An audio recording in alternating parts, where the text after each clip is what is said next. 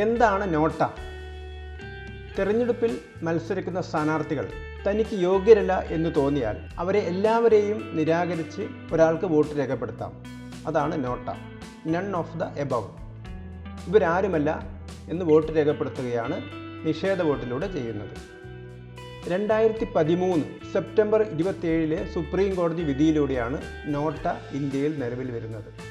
Justice P Sadasivam, justice Ranjan Prakash, justice Ranjan Gogoi എന്നിവരടങ്ങുന്ന ബെഞ്ചാണ് നിഷേധ വോട്ട് സംബന്ധിച്ച വിധി പറഞ്ഞത്.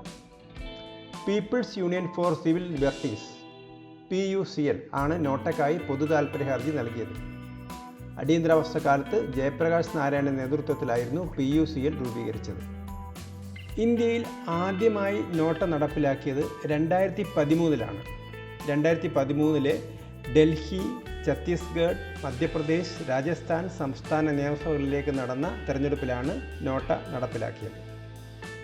അഹമ്മദാബാദിലെ നാഷണൽ ഇൻസ്റ്റിറ്റ്യൂട്ട് ഓഫ് ഡിസൈൻ ആണ് തെരഞ്ഞെടുപ്പ് മെഷീനിൽ നിഷേധ വോട്ടിൻ്റെ ചിഹ്നം രൂപകൽപ്പന ചെയ്തത്. ഫ്രാൻസിലാണ് ലോകത്തിൽ ആദ്യമായി നിഷേധ വോട്ട് നടപ്പിലാക്കിയത്. നിഷേധ വോട്ട് നടപ്പിലാക്കുന്ന 14ാമത്തെ രാജ്യമാണ് ഇന്ത്യ. ഇന്ത്യയിൽ നോട്ടയ്ക്ക് ഏറ്റവും കൂടുതൽ വോട്ട് കിട്ടിയത് എവിടെയാണ്? 2024 ലോക്സഭാ തെരഞ്ഞെടുപ്പിൽ മധ്യപ്രദേശിലെ ഇൻഡോറിലാണ് നോട്ടയ്ക്ക് ഏറ്റവും അധികം വോട്ട് ലഭിച്ചത്. ഇവിടെ നോട്ടയ്ക്ക് ലഭിച്ചത് 2,18,674 വോട്ടാണ്. ആദ്യമായിട്ടാണ് നോട്ട 2 ലക്ഷത്തിലധികം വോട്ട് പിടിക്കുന്നത്. ഇൻഡോറിൽ നോട്ട 2ാം സ്ഥാനത്തായിരുന്നു. ഇവിടെ ജയിച്ചത് 12,22,675 വോട്ട് നേടിയ BJP സ്ഥാനാർത്ഥി ശങ്കർ ലാൽവാനി ആയിരുന്നു. അദ്ദേഹത്തിന് നോട്ടയേക്കാൾ 10,08,077 വോട്ടുകളുടെ ഭൂരിപക്ഷമാണ് ഉണ്ടായിരുന്നത്. ഇൻഡോറിലെ കോൺഗ്രസ് സ്ഥാനാർത്ഥി പിന്മാറിയതിനെ തുടർന്ന് നോട്ടയ്ക്ക് വോട്ട് ചെയ്യാൻ കോൺഗ്രസ് നിർദ്ദേശിക്കുകയായിരുന്നു. അതുകൊണ്ടാണ് നോട്ടയ്ക്ക് 2 ലക്ഷത്തിലധികം വോട്ട് കിട്ടിയത്.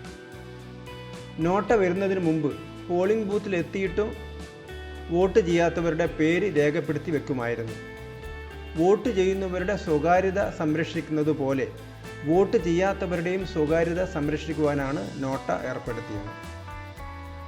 നോട്ടയെ സാങ്കല്പിക സ്ഥാനാർത്ഥിയായിട്ടാണ് കണക്കാക്കുന്നത്. മറ്റെല്ലാ സ്ഥാനാർത്ഥികൾക്കും നോട്ടയേക്കാൾ വോട്ട് കുറവാണെങ്കിൽ തെരഞ്ഞെടുപ്പ് റദ്ദാക്കും. ഏതെങ്കിലും സ്ഥാനാർത്ഥിക്കും നോട്ടയ്ക്കുമാണ് കൂടുതൽ വോട്ടുകൾ തുല്യമായി കിട്ടുന്നതെങ്കിൽ ആ സ്ഥാനാർത്ഥിയെ ജയിച്ചതായി പ്രഖ്യാപിക്കും.